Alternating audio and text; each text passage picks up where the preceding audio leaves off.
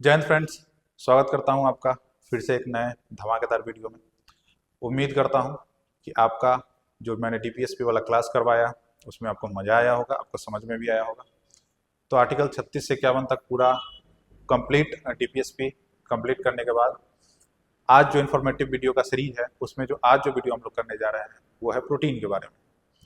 Protein मैंने एक class में जस्ट ऐसे ही कुछ टॉपिक्स कवर करवाए थे प्रोटीन के बारे में। आज जो हम लोग करेंगे, आज से जो प्रोटीन करेंगे वो थोड़ा डिटेल में करेंगे। और प्रोटीन लगभग 20-22 प्रोटीन मैं आपको बताऊंगा जो कि जरूरी है मानव जीवन के लिए, मानव पोषण के लिए। तो फिलहाल चलिए प्रोटीन को शुरू करते हैं। आइए देखते हैं। तो पहले देखेंगे कि प्रोटीन कहते किसको हैं। तो प्रोटीन जो है, प्रोटीन एक प्रकार का जटिल कार्बनिक यौगिक है जिससे में क्रमशः कार्बन, ऑक्सीजन, नाइट्रोजन और हाइड्रोजन पाए जाते हैं।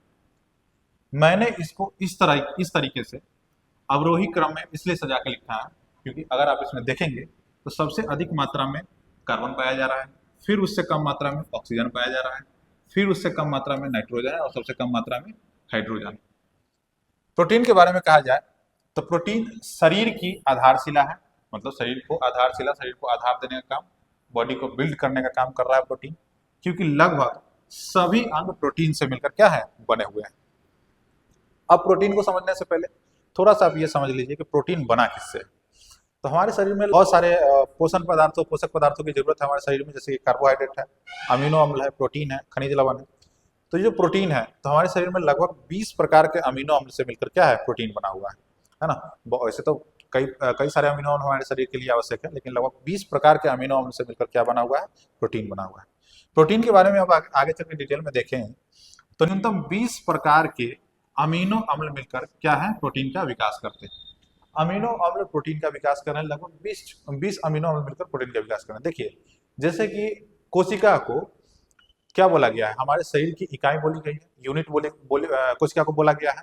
उसी तरीके से जैसे कि किडनी का इकाई जो है, किडनी का यूनिट क्या है, तो नेफ्रॉन है। मतलब नेफ्रॉन्स, छोटे छोटे नेफ्रॉन्स के मिलने से क्या बना हुआ है, किडनी बना है। छोटे छोटे सेल्स के मिलने से, छोटे छोटे कोशिकाओं के मिलने से क्या बना हुआ है, बॉडी बना हुआ है। उसी तरीके से बहुत सारे छोटे छोटे अमीनो अम्ल के मिलने से क्या बना हुआ है, प्रोटीन बना हुआ है ना। तो लगभग 20 प्रकार के, न्यूनतम लगभग मतलब मिनिमम 20 प्रकार के अमीनो अम्ल के मिलने से, अमीनो एसिड्स के मिलने से क्या बना हुआ है, प्रोटीन बना हुआ है। प्रोटीन का मुख्य कार्य है हमारे कोशिका का निर्माण करना व मरम्मत करना, हमारे सेल का प्रोडक्शन करना और सेल का क्या करना, मरम्मत करना, है ना। औसतन 60 से 70 ग्राम प्रतिदिन प्रोटीन की आवश्यकता हमें होती है। मतलब हर रोज अगर प्रोटीन की बात करें तो 60 से 70 ग्राम मानव जीवन के लिए बहुत अच्छा माना जाता है कि प्रतिदिन 60 से 70 ग्राम अगर प्रोटीन आप कंज्यूम कर रहे हैं तो बहुत बेहतरीन है। अब देखिए, तो इसका आप खोज किसने किया वो भी देख लेते हैं। तो जॉन जैकब बर्जीलियस ने प्रोटीन की सबसे पहले व्याख्या दी। प्रोटीन के बारे में अगर कोई पहले बताया है तो कौन बताया है, जॉन जैकब बर्जीलियस, नाम याद रखिएगा। इसके बारे में क्या किया, व्याख्या दिया और बताया। जबकि आगे चलकर एक व्यक्ति आया, जोहान्स मुल्डर, जोहाना नहीं होगा, जोहान्स होगा, यहाँ टाइपिंग मिस्टेक है थोड़ा सा तो आप लोग सुधार लेंगे।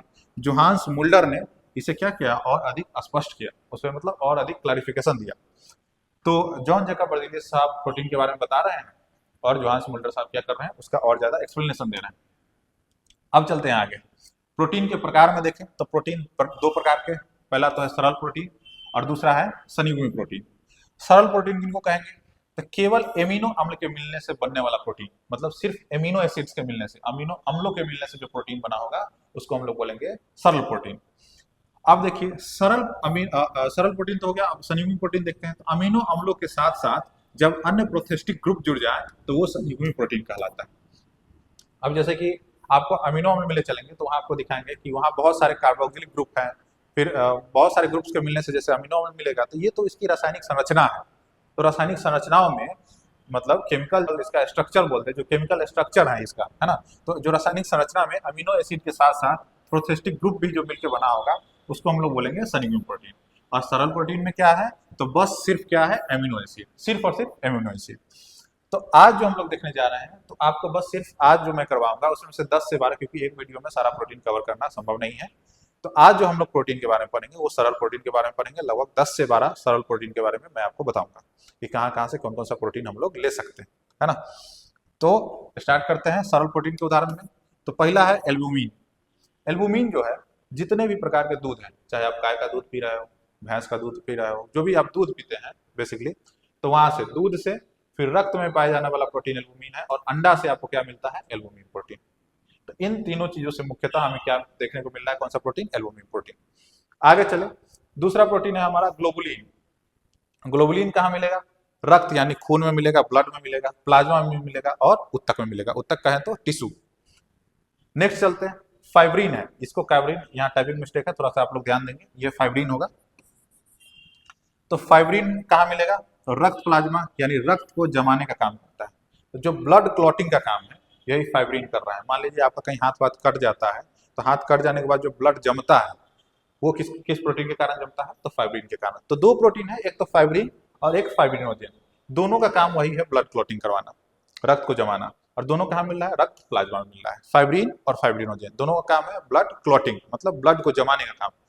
मान लीजिए किसी आदमी का अगर ऑपरेशन हुआ, तो ऑपरेशन होने के पश्चात अगर उसका ब्लड क्लॉट नहीं करेगा तो ब्लड लॉस बहुत ज्यादा हो जाएगा। उस सिचुएशन में क्या होगा? इंसान की मृत्यु हो सकती है। तो हमारे शरीर के अंदर दो ऐसे प्रोटीन पहले से उपलब्ध है कि अगर कहीं हमें हाथ कट जाता है, कहीं पैर कट जाता है, कहीं घाव हो गया, कुछ हो गया, तो जो ब्लीडिंग होता है, जो खून निकलते रहता है, उसको बाहरी परत पे देखते हैं आप लोग, जो जम जाता है कहीं कटने के बाद। मान लीजिए यहाँ हाथ कटा और यहाँ बाहर क्या होता है, कुछ समय के बाद ब्लड जम जाता है। जो ब्लड जमता है उसको जमाने का जो काम करता है, जो ब्लड क्लॉटिंग का काम करता है, यही दो प्रोटीन करता है, फाइब्रिन और फाइब्रिनोजेन। ठीक है, याद रखेंगे। आगे चलते हैं, अगला जो प्रोटीन है वो है एक्टिन व मायोसिन। तो एक्टिन और मायोसिन क्या है? एक्टिन और मायोसिन प्रोटीन दरअसल हमारे मांसपेशियों में पाया जाता है, जहां भी मसल है ना, जहां भी मसल है, जैसे कि बाइसेप हो गया, है ना, चेस्ट है, अपना चेस्ट है, मान लीजिए कि यहाँ थाई है, तो इस सब पे कौन सा प्रोटीन मिल रहा है? तो एक्टिन और मायोसिन। कौन सा प्रोटीन है? एक्टिन और मायोसिन। क्या करता है? मांसपेशियों में पाया जाता है और मांसपेशियों को मजबूती प्रदान करता है। ये यहाँ पे टाइपिंग मिस्टेक है, थोड़ा सा देखेंगे आप लोग। मांसपेशियों को मजबूती प्रदान करता है, ठीक है। अब देखिए, अब आप लोग देखेंगे कि मांसपेशियों में कौन सा एक्शन होता है। मान लीजिए कि अगर हम बाइसेप ऐसे दिखा रहे हैं, तो यहाँ जो मांसपेशी में, जो बाइसेप में कौन सा एक्शन, पुश एक्शन है कि पुल एक्शन? पुश एक्शन करने का मतलब धक्का देना, पुल मतलब खींचना। तो अगर जब भी आप इसको ऐसे याद रखेंगे कि जब आप चेस्ट के लिए पुशअप लगा रहे होते हैं तो भी मसल को ट्रेन कर रहे हैं, तो क्या करते हैं? पुश लगा रहे हैं, मतलब पुशअप कर रहे हैं। इसलिए यहाँ लिखा गया है कि मांसपेशियों में कौन सा एक्शन होता है? सिर्फ और सिर्फ पुश एक्शन होता है, पुल एक्शन नहीं होता। मांस में खिंचाव नहीं है, धक्का है ना। तब ना आप इसको ऐसे ऐसे ट्रेन किए जा रहे हैं, या धक्का हो रहा है, और यहाँ पे क्या हो रहा है? मांसपेशी का निर्माण अच्छे से हो रहा है, इकट्ठा हो रहा है, तो वहां थोड़ा सुंदर दिखेगा। तो मांसपेशियों में क्या हो रहा है? केवल पुश एक्शन होता है, पुल एक्शन नहीं होता है। आगे चल के देखते हैं कोलाजन प्रोटीन। कोलाजन प्रोटीन क्या है? तो कोलाजन प्रोटीन के बारे में बात करें तो किसमें मिलेगा? सफेद बोन में, मतलब बोन जो हड्डी वाला जो हिस्सा है, तो हड्डी तो जनरली क्या है? सफेद है, व्हाइट है। फिर से बाल के जड़ों में मिलेगा। बाल जब आप उखाड़िएगा तो उसके जड़ जो होता है क्या होता है? व्हाइट व्हाइट टाइप का होता है, व्हाइटिश टाइप का होता है। तो बाल के जड़ों में मिलेगा। आंख की श्वेत परत में, तो जो अपने आंख का हिस्सा है, तो आंख का व्हाइट वाला जो हिस्सा है, वहां भी क्या मिलेगा? कोलाजन प्रोटीन मिलेगा। फिर से देख लें, नाखून का जीवित भाग, तो जो नाखून का जो जीवित भाग है, जहाँ पे रेडनेस दिख रहा है आपको, बाहर का निर्जीव भाग नहीं, जो रेडनेस वाला भाग है, वहां पे कौन सा प्रोटीन मिल रहा है? तो यही कोलाजन प्रोटीन मिल रहा है। तो कोलाजन समझ गया, सफेद बोन में, बाल के जड़ों में मिलेगा, आंख की श्वेत परत में मिलेगा, और नाखून के जीवित भाग में मिलेगा। अगला प्रोटीन के बारे में बात करें, इलास्टिन प्रोटीन। इलास्टिन कहाँ पाया जाएगा? तो त्वचा के नीचे तथा टेंडन व लिगामेंट में पाए जाते हैं। तो जो हड्डियों के जोड़ है, जहाँ पे टेंडन और लिगामेंट्स वगैरह है, ठीक है, और त्वचा के नीचे। इलास्टिसिन का कहने का मतलब है इलास्टिसिटी, जो कि खिंचाव हो सके। तो जो आपका जो स्किन जो है, जो जवान लोग होते हैं, जैसे कि जो यंग लोग हैं, हम लोग यंग लोग हैं, तो अपने लोग का स्किन क्या है? थोड़ा सा टाइट है। क्यों है? इसी इलास्टिन प्रोटीन के कारण। अब यही जब आप बूढ़े हो जाएंगे तो आपके अंदर इलास्टिन प्रोटीन कम होगा और स्किन क्या हो जाएगा? डल हो जाएगा, झुर्रियाँ आ जाएंगी, है ना, डलनेस आ जाएगा स्किन पे, झुर्रियाँ आ जाएंगी। तो उसी समय बोलते हैं कि हम लोग इलास्टिन प्रोटीन क्या हो गया? कम हो गया। तो जो वृद्धों में कम हो जाता है। आगे चलते हैं, अगला है प्रोलामिन प्रोटीन। तो ये स्पर्म में पाया जाता है, मानव गुणसूत्र में पाया जाता है। इसके बारे में बस उतना ही है कि स्पर्म में पाया जा रहा है। तो स्पर्म में जो प्रोटीन पाया जाने वाला है कौन सा है? प्रोलामिन प्रोटीन। आगे देखते हैं हिस्टोन प्रोटीन। हिस्टोन प्रोटीन क्या है? तो गुणसूत्र में होता है और अनुवांशिक गुणों का निर्धारण करवाते हैं। माता पिता का जो लक्षण है किसी बच्चे में अगर दिख रहा है, तो कौन से प्रोटीन के कारण? इसी प्रोटीन के कारण, हिस्टोन प्रोटीन। समझ रहे हैं? जो कि गुणसूत्र में पाया जा रहा है, और अनुवांशिक गुण, माता पिता का जो भी गुण है वो बच्चे में दिख रहा है, माता पिता की तरह शकल दिखना, उसकी तरह एक्टिविटी उनमें दिखाई देना, तो ये सब हिस्टोन प्रोटीन के कारण। अगला देखते हैं कैरोटीन प्रोटीन। मानव के बाल में मिलेगा, नाखून के निर्जीव भाग में मिलेगा। अच्छा, नाखून के सजीव भाग में कौन सा? तो कोलाजन प्रोटीन। नाखून के निर्जीव भाग में कौन सा, तो कैरोटीन प्रोटीन। कंफ्यूजन है, याद रखिएगा, सजीव भाग में कोलाजन और निर्जीव भाग में कैरोटीन। क्लियर है। तो मानव के बाल में मिलेगा, नाखून का निर्जीव भाग में मिलेगा, त्वचा का ऊपरी भाग जो कि एपिडर्मिस वाला हिस्सा है, ऊपरी भाग त्वचा का, स्किन का ऊपरी भाग, इसमें कौन सा प्रोटीन, कैरोटीन प्रोटीन। पक्षी और पक्षियों के पंख में मिलेगा, उनके चोंच में मिलेगा, और जानवरों के सींग और खुर वगैरह में मिलेगा। खुर कहने का मतलब उनके पैर का जो निचला निर्जीव हिस्सा है उसमें। नेक्स्ट चलते हैं, यहां देखते हैं ये फाइब्रोइन है। कौन सा है, fibroin. Fibroin protein, fibroin protein कहाँ मिलेगा, तो मकड़ी के जाला में मिलेगा और रेशम के धागा में मजबूती प्रदान करता है। तो जो मकड़ी का जो जाला होता है, मकड़ी देखते हैं कि इतना भयानक, इतना बड़ा बड़ा जाला बना लेता है, उसमें अटक के आराम से चिल कर रहा होता है। तो जो मकड़ी के जाला में प्रोटीन मिलेगा, यही फाइब्रोइन प्रोटीन मिलेगा। और रेशम के जो धागा है, तो रेशम का धागा में जो मजबूती देने का काम करता है, सिल्क साड़ी देखते हैं बड़ी मजबूत होता है ना, तो उसमें कौन सा प्रोटीन, यही फाइब्रोइन प्रोटीन। आगे है लास्ट आज का प्रोटीन है सेरिसिन प्रोटीन। सेरिसिन प्रोटीन क्या मिलेगा, तो रेशम के धागे में चमक उत्पन्न करेगा। तो बस एक चीज याद रखिए कि फाइब्रोइन, फाइब्रोइन, ब्रो क्या होता है, ब्रो मजबूती का हिस्सा, मतलब अपने ब्रो लोग, जो दोस्त लोग हैं, अपने भाई लोग, क्या है, मजबूती का अपने दिखता है ना कि भाई जितने ब्रोज हैं अपने लाइफ में, तो अपना एक ऑरा है, मजबूती है, अपने मजबूत पिलर्स हैं। तो जो मजबूत, इसी से याद रखने का ये तरीका है। तो फाइब्रोइन, जैसे ही ब्रो आएगा, ब्रोज आएंगे, तो याद रखिएगा कि मजबूती देने का काम करेगा, किसमें, रेशम के धागे में और मकड़ी के जाले में।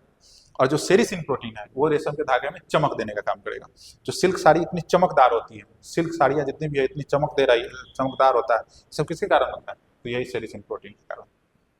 ठीक है, तो दोस्तों आज का वीडियो कैसा लगा कमेंट करके जरूर बताइएगा। आज के वीडियो में इतना ही रखते हैं, आगे और सारी इन्फॉर्मेटिव वीडियो मैं लाता रहूँगा। अभी तो फिलहाल प्रोटीन का सीरीज चलाते हैं। अगर आप लोग का रिस्पॉन्स अच्छा रहा, बहुत बेहतरीन रहा, तो मैं बैचेज भी लॉन्च करूँगा इसी यूट्यूब चैनल पे फ्री ऑफ कॉस्ट। जी हाँ, बिल्कुल बता रहा हूँ, free of cost batch launch करूँगा, सब्जेक्ट वाइज फाउंडेशन कोर्स की तरह। मान लीजिए कि बायोलॉजी का कोर्स मैं फाउंडेशन करा दूंगा, इकोनॉमिक्स का ला दूंगा, ज्योग्राफी का ला दूंगा, पॉलिटी का ला दूंगा। तो सारे सब्जेक्ट्स मैं इस पे फ्री ऑफ कॉस्ट डालूंगा, बिल्कुल, अगर आपका रिस्पॉन्स अच्छा रहा तो। तब तक के लिए मिलते हैं कल फिर किसी नए धमाकेदार वीडियो के लिए। तब तक के लिए जय हिंद, वंदे मातरम।